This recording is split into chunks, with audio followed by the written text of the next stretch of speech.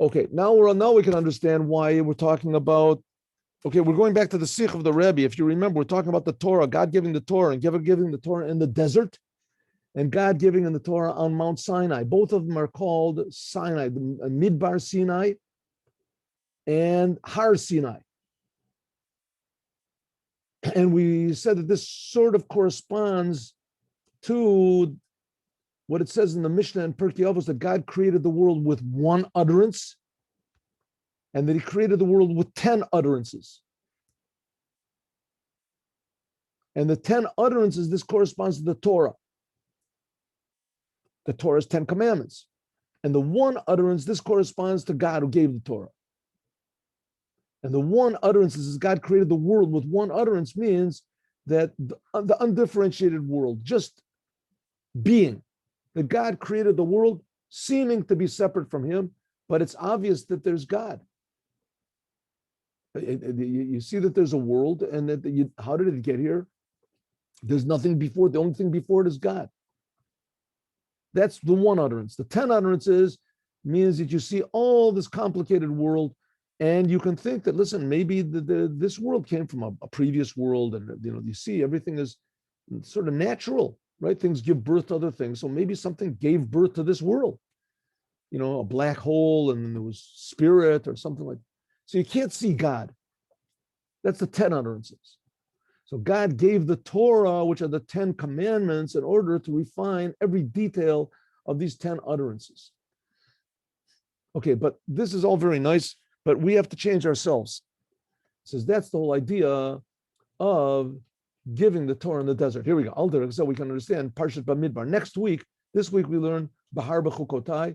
Next week we learn, let me just make sure. Next week we learn Bamidbar. And we're going to read it, Parshat Bamidbar. We start a new book of the Torah, Bamidbar. In English, it's called Numbers. But the Sefer is called Bamidbar. Sefer Bamidbar. Similarly, and even more, is the Midbar. The Torah portion that we're going to be reading next week, that we begin on Mincha of this Shabbos, we start to read. And this Shabbat is blessing the month of Sivan. Sivan was when we went into the desert. First day of Sivan, we went into the desert. Sixth day of Sivan, we received the Torah. Midbar, desert. But Midbar is also the language of Middaber, speech. Shalom is this hints at the Dibur Torah, the words of Torah, and also the words of prayer. When you pray, you're supposed to speak. A lot of people maybe don't know this. Religious Jews, there's one prayer what we say, which is called Shmona Esrei, the Amida, the standing prayer. It's called Shmona Esrei, means 18. Really, there's 19 prayers in it, but for a certain reason. But a lot of times people pray the standing prayer silently. You're not supposed to pray it silently. You're supposed to speak. It's supposed to be that you speak that only you can hear it. In other words, very, very quietly. But you're supposed to say the words of prayer. Based to know, there has to be two things. First of all, hamshachal amata, drawing down below. That's the Torah. You draw godliness from above to below. And halam lamaila, and raising up from below to above. The Torah is like talking to somebody on the telephone, right? The lines are already there. God already put the lines down. When you read the Torah, you're just saying God's words.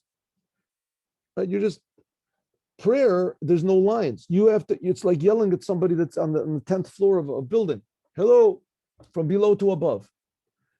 Of course, God is not on the 10th floor of the building, but God is everywhere. On the other hand, God is infinitely far away from us than the 10th floor of the building. God is infinitely, infinitely far away from us. He's also infinitely close to us. He's creating us. But nevertheless, that's the idea of prayer, is to reveal God. To reveal God. To call out to God. To call out to God from below to above. That's prayer. If God answers, that's up to him. Right? Torah is God has already revealed. He's already revealed down here in the world. That's from above to below, just revealing. She'em al derech. This is like the 10 utterances and the one utterance.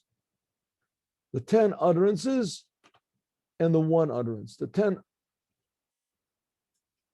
And this is like the idea of the 10 utterances is the Torah coming down, And the one utterance is like us praying, just one God. That's all there is. One, no details.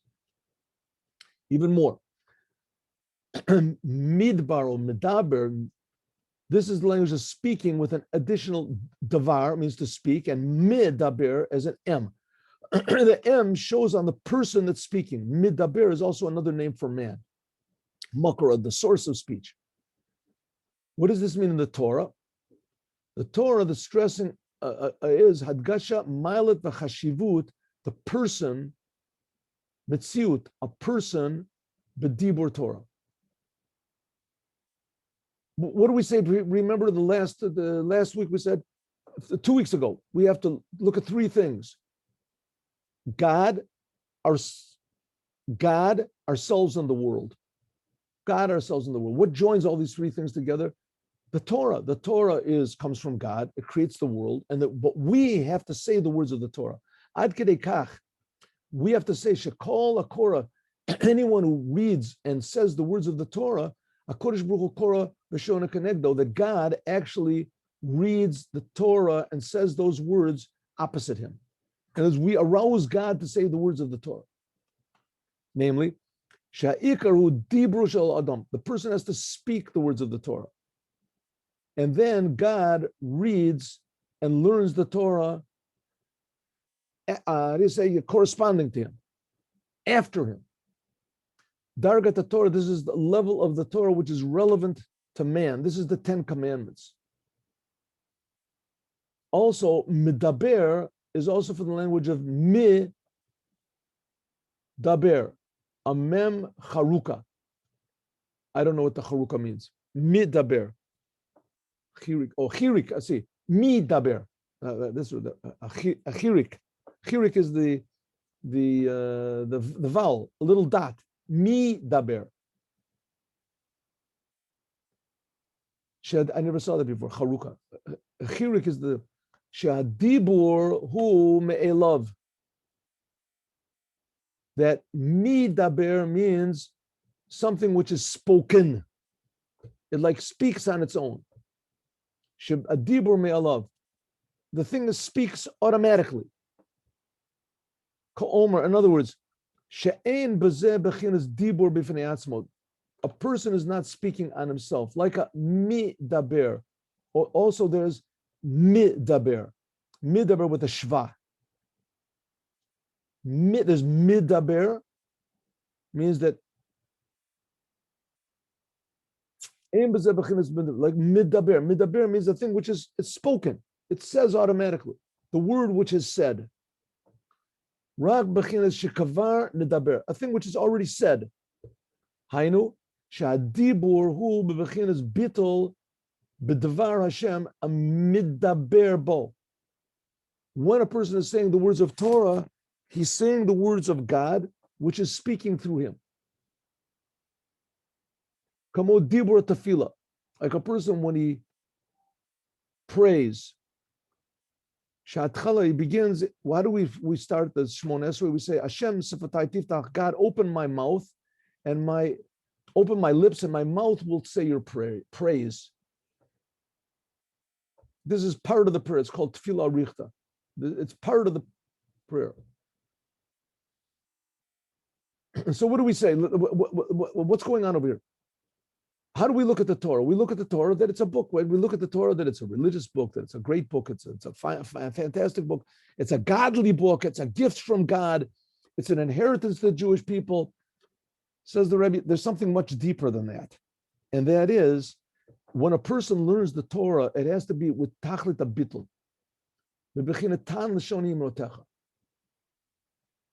I don't know if you ever saw before. I mean, this is just an example. If you ever seen great pianists or great violinists, but you ever watch sometime Yehudi Menuhin? He's one of the classic, genius musicians. What was his name? Vladimir Horowitz. These people, the Rubinstein. These people are playing music that's already written. It's already written. In fact, I heard a couple of them. They wrote their own songs. They're not really so good. Nothing really special. They themselves admit there's nothing special. But when they play the music of someone else, you hear what can I say? It's unbelievable. And not only do you have to realize that in the musical world, that there's hundreds, maybe even thousands of expert, fantastic violinists and musicians on concert level. I don't know if there's thousands, but there's hundreds of them for sure. Concert level, right? They're going the same thing in sports, something like this. But all of a sudden, there's just one or two that they just really get the whole thing. Same thing in sports. They go according to the rules, right? The basketball, you just put that basketball in the basket. That's what you're supposed to do. Very simple, right? So what's the big novelty? You put the thing. She says, no, the rules are already there. The music is already written. But how you express it is amazing. Suddenly it shows the soul of the person. Something totally different comes out. But the letters are there. The word, same thing with the Torah. The Torah, it's already there. It's already there. But when a person reads and learns the Torah, the godliness comes out of it. So you're just saying these words. Now, the words that you're saying in the Torah, these are not words that God said 3,000 years ago. It's also that. It also is that. Of course, God gave the Torah 3,000 years ago, 3,333 years ago. But what you're saying is these are the words of God right now. God is eternal. These words are eternal. These words are creating the world. The world is what's temporal. So when a person says these words of the Torah, it's like music, but even more than music. This music was written by a person, right? It was written by Rachmaninoff, by somebody, right? A genius. But these are words of God themselves. And if you want to go a little bit further, even these big genius composers, what are they doing? They're just taking notes, sounds. Where do the sounds come from? Nature, who knows? God. And the combination of notes, this sounds good, that's also a godly thing. So the same thing with learning the Torah, lahavdil, I mean, to separate, because the Torah is purely godly. The music, these things, at best, it's spiritual. This is pure godliness and pure. When a person learns the Torah and says the words, this is actually like it says, Tan lashonim imrotecha, that my tongue says your words. Ka'ona achrei hakora. It's like answering after somebody who calls. Dargat Torah, this is the level of the Torah which is above the person. The chiburam, joining them together. But like we said before in the mimer that we just learned, learning the Torah, just saying the words is not a magic formula, right? You have to really involve if you want it to be. Listen, it's good, no doubt about it, that it is also a magic formula. But that's not the way it's supposed to be. It's supposed to be that you read the Torah and you appreciate it. That not only just your mouth and your mind are in it, but also your heart. Then you can reveal what's called the bread of the Torah, right? The spirituality of the Torah, and then even the wine of the Torah, the godliness of the Torah. We just finished learning.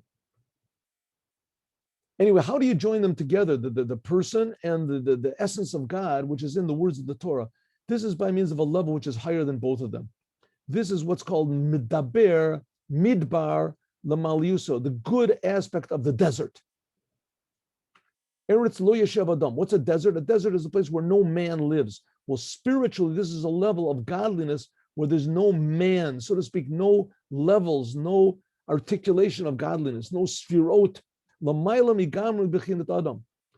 The aspect of God which is higher than any creation, any spiritual level, any sort of differentiation. This level is a chibur. There can be a joining of these two things together. And there's all these ideas of the 10 sfirot of God and the hidden sfirot of God and before the tzimtzum and all these things. These are still, after all, just levels of God. These are just aspects of the oneness of God. The true oneness of God, we have absolutely, I mean, it's not in the realm of understanding or perception and this is where the Torah comes from. This is the source that joins the infinite aspect of the Torah with the finite aspect of man, that when a person says the words of the Torah, that God is actually speaking through his mouth.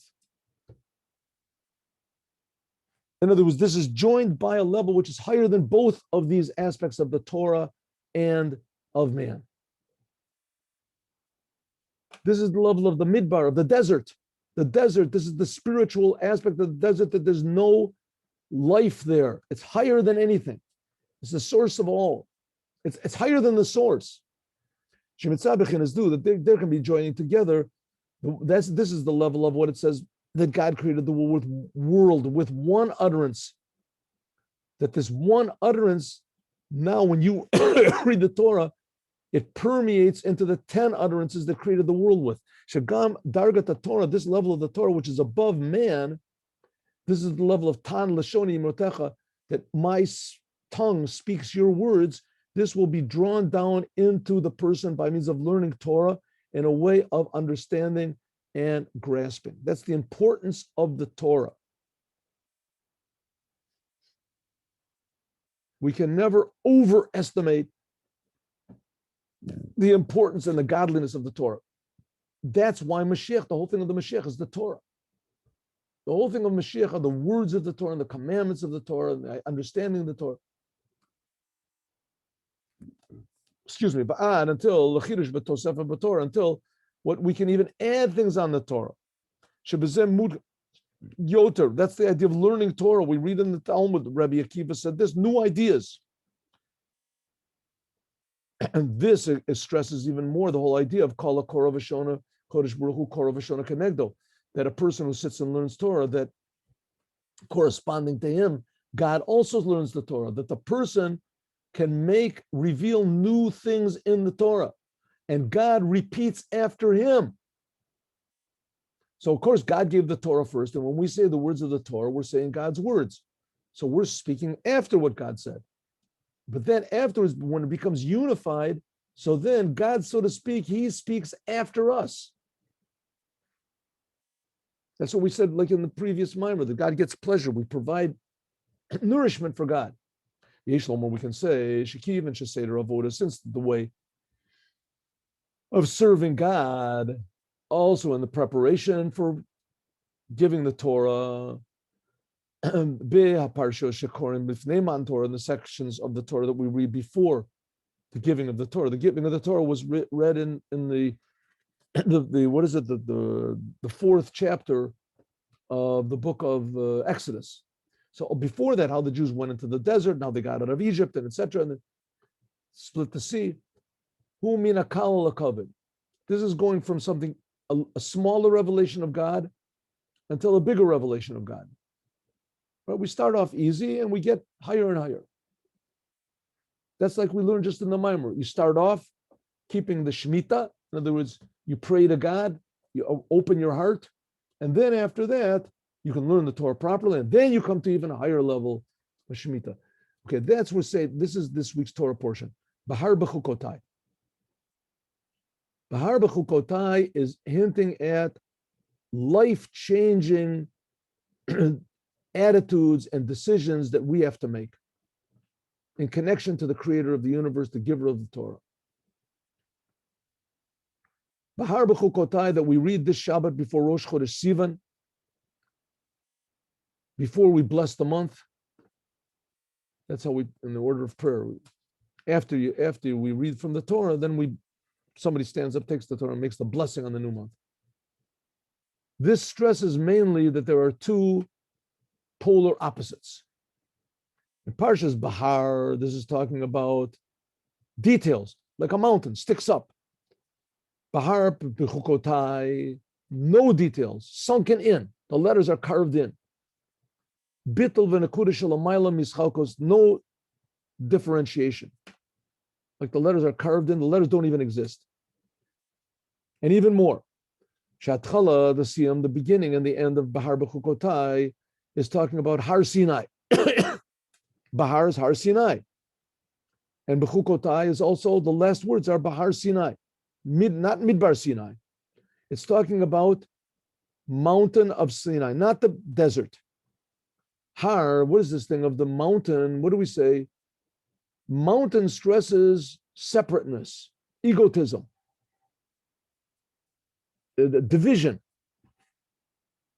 And the midbar, the desert, that symbolizes surrender, the absence of egotism, pure godliness. But nevertheless, both of these two Torah portions, they stress the mountain, the egotistical part. And all the details. Parshas Bamidbar, but the section which is called Bamidbar that we read on Mincha,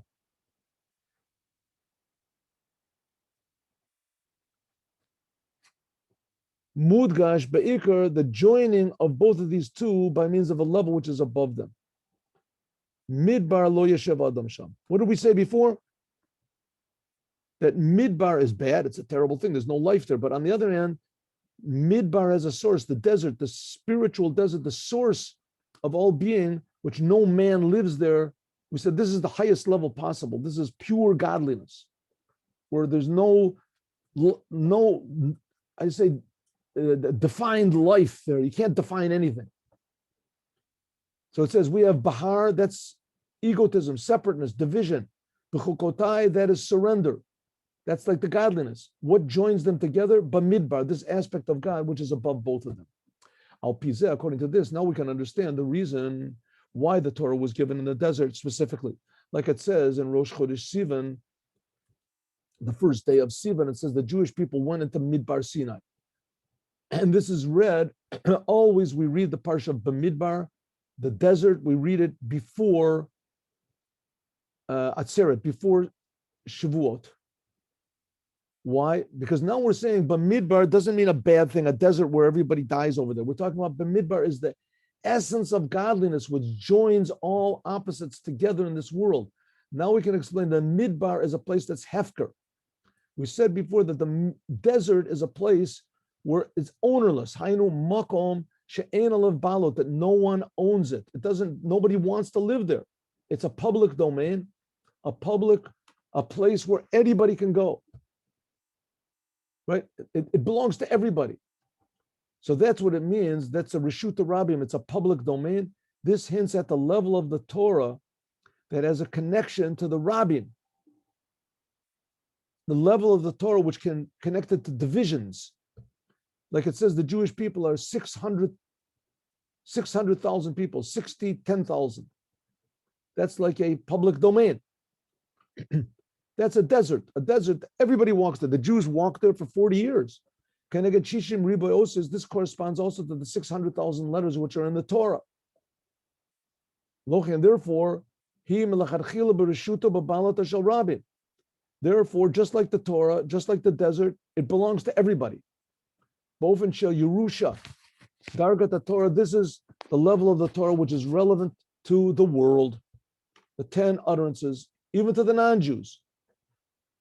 It's a place that's hefker. This hints at the level of the Torah, which is totally, okay, that's the midbar, which is the aspect of the desert, which is a public domain. Everybody goes there. Then there's another level of midbar, which nobody goes there. No one can live there. That's also a desert. This hints at the level of the Torah, which is totally above any connection to the world, where it says that the Torah and God are totally one. This is what we call the one utterance of God. There's no world. There's just being. So on one end, the idea of the desert represents two things. The desert is a public place, open to the public, totally ownerless. Everybody owns it together. So this is showing at the aspect of God which is relevant to the world, all these multitudes. On the other hand, desert also represents a second level, that nobody lives there. This corresponds to what we said, that the world was created with one utterance. There's no differentiations there. There's no things. That nobody owns it. Only God owns it.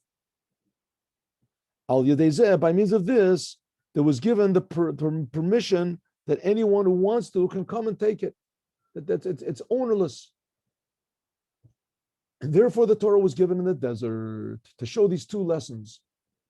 First of all, it's a place that's ownerless in order to hint that the true way of receiving the Torah has to be when you are above the world.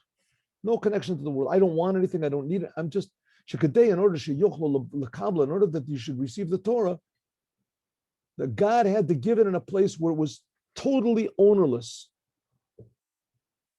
In other words, leave everything you've got. Leave all of your egotism. Leave everything, like we learned in the morning, like in the Maimon we just had. Go to the Oretz. It should be, what is it, the sabbatical year. Don't work, don't do anything. Just give yourself over to God. This is the completion of the giving of the Torah in a place of Hefker, will only be really in the future. So we have to understand two things. On one hand, the giving of the Torah is you have to forget about the world. There's no world. The world doesn't exist. But the Torah was given in the world in order to fix up the world. So it's like a tool. You have to be like a tool. And now we don't see this, but it says in the future, it's going to be Torah Chadasha Mititete. It's going to be a new Torah. What does it mean, new Torah? It'll be the same Torah, but it'll come from God. We'll see the Torah as it is, the source of the Torah. We'll feel the godliness of the Torah, which is totally above anything to do with the world. And that's what we're going to put in the world. Therefore, Natinata, that the God put the Torah in the world, is only by this. It says, it says the Torah came out from God. It's, so to speak, God took the Torah out of his possession. Teitze, a new Torah will come out from me. God will give the Torah to anyone who wants to receive the Torah, will receive it, will feel the godliness and the holiness of the Torah.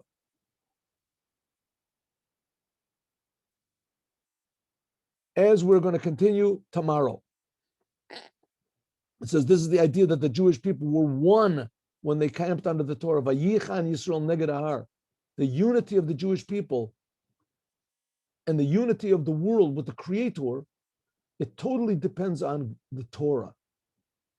Now, who would possibly dream of this? I mean, there's all these religions in the world, right? And for some reason they managed to ignore, and even in Judaism itself, they ignore the amazing necessity of the Torah in the world. It's like a person with thinking a person can live with no blood. Right? You can't live. What do you need blood for? You see blood. You see on a person, you see blood. People walk on the sea, you see blood anywhere? No blood. Exactly the opposite. Blood is a bad thing. When a person is cut, what comes out? Blood. Blood is a sign that there's something wrong. Right? Get rid of the blood. It's the same thing with the Torah. The Torah is the blood of the world. It keeps the world going. True, it's concealed. True, it's a concealed thing. But the godliness which is in the Torah, it's a concealed thing. But nevertheless, that's the way it's supposed to be. The Torah is supposed to be in the world, enlivening the world, and it's necessary. We have to get the Torah inside of us and learn the Torah and understand the Torah. And this is what keeps the world alive. People are learning Torah. It's not just a book in the library. It's not just the direction book to get us into heaven. It's not just the foundation of the Jewish religion and the Jewish laws and take it or leave it. This is the very stuff, the heart, the brain, the blood, the lungs of the whole entire world, the whole entire universe is the Torah, learning the Torah. That's what the Rebbe is trying to stress, that it comes from these levels of God, the Creator. As we'll talk about more tomorrow, we will learn tomorrow. There'll be a class on Friday, 8:15. Now we're going to learn Hayom Yom. Up. Yom Yom. One second. Here we go. Let's go to this. And here we go. Hayom Yom.